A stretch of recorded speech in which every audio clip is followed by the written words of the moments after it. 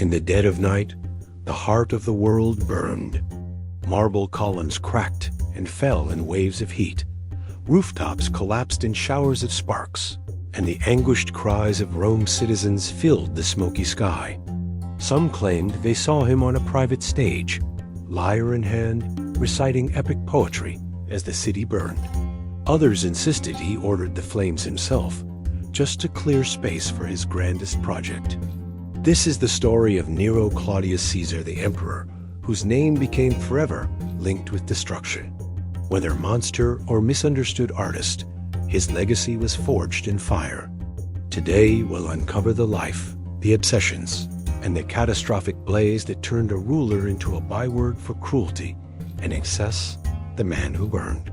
Rome. Nero's rise was anything but inevitable.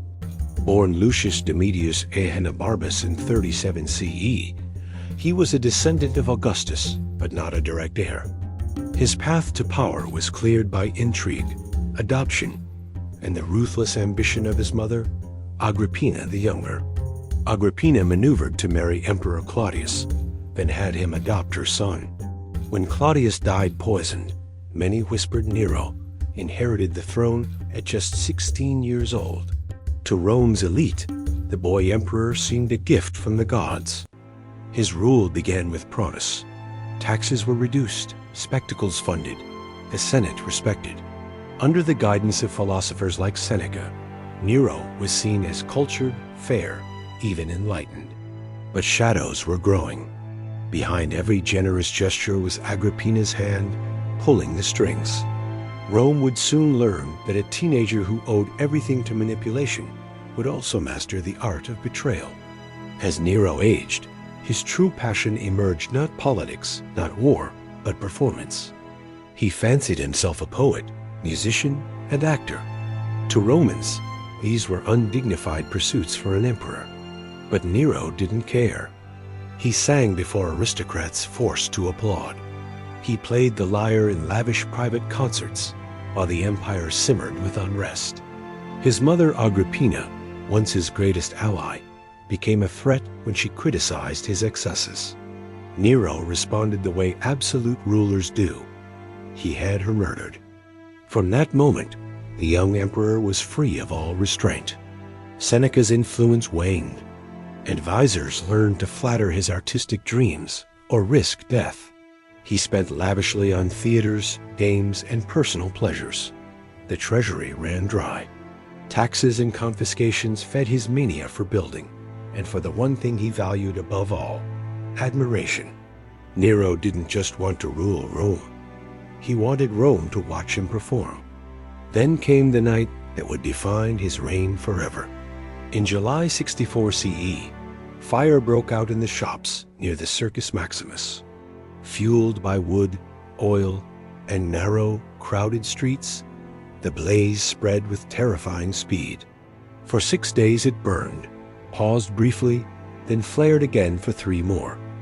Rome became an inferno. Entire districts vanished. Thousands were killed or displaced. Monuments centuries old crumbled to ash. Where was Nero? Accounts differ wildly.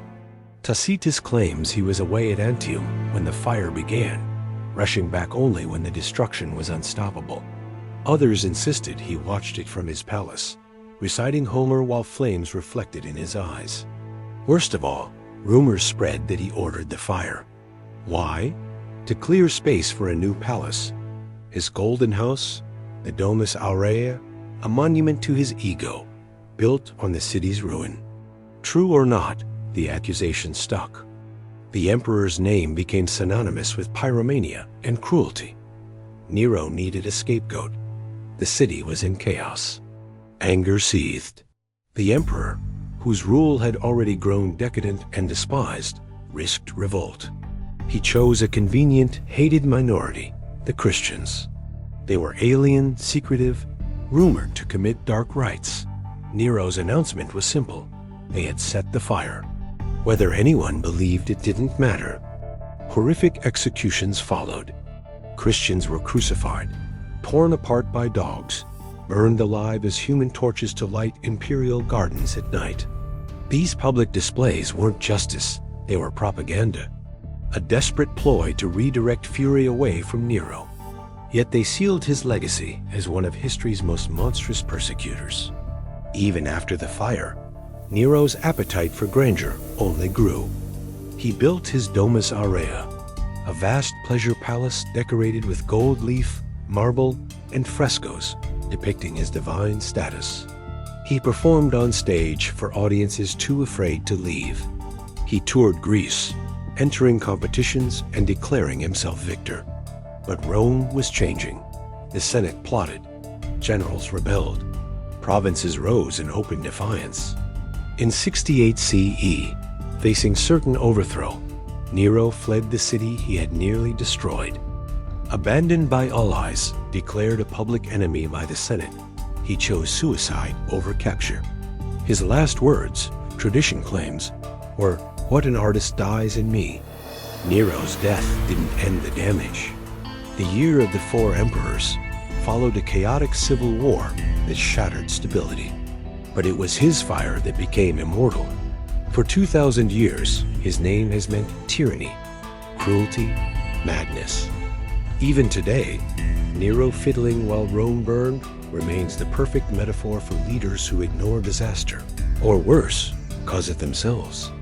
Yet beneath the legend lies a lesson. Absolute power can corrupt not just a ruler's morals, but his very sense of reality. Nero's tragedy wasn't just that he destroyed Rome. It was that he convinced himself he was creating art.